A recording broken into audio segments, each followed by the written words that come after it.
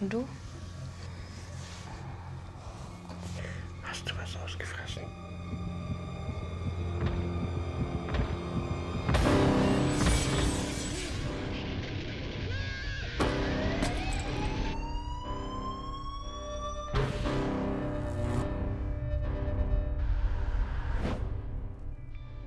Es ist das zweitbeste Zeugnis aus der ganzen Klasse. Ja, das nächste Mal besser. Ich bin eigentlich nicht so politisch.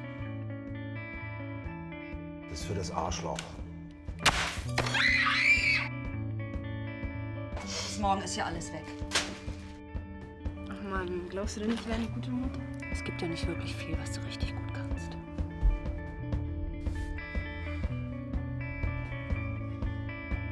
Wenn du mich nicht wieder mitnimmst, erzähl ich meinem Vater, dass du mich angegrapscht hast. Denkst du, du kannst dich hier einfach so durchschnauren? Oder? Ey, entspann dich doch mal. Was ist Verpiss los? dich, Mann, sie soll gehen!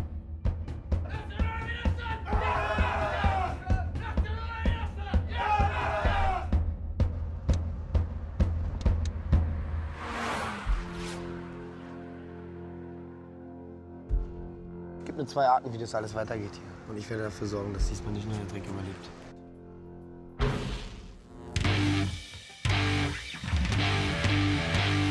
Du kannst es nicht hören, du kannst es nicht sehen. Wenn du dich umdrehst, dann ist es zu spät. Wir sind in deinem Herzen, wir waren schon immer da. Wir sind in deinem Kopf, das ist jetzt klar. Du willst es doch raus, lass es raus. Hass, Hass, Hass in deinem Bauch.